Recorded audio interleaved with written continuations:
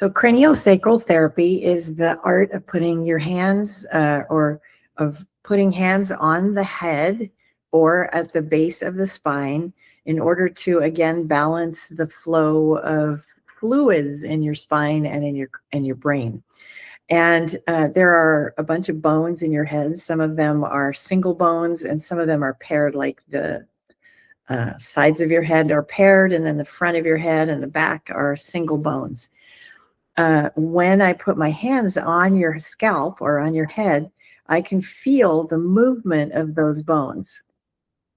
When the movement of the bones is smooth and regular, it helps regulate the flow of spinal fluid and the flow of energy in your head and your spine, which helps regulate your nervous system.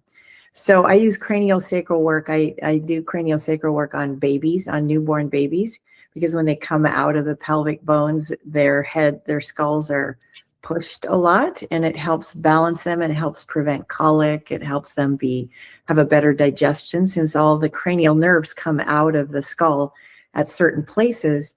It helps the flow of the nerve energy. I use it for headaches, for vertigo, for people who have tinnitus sometimes, and for people who have had head injuries. So it's useful for a lot of different things.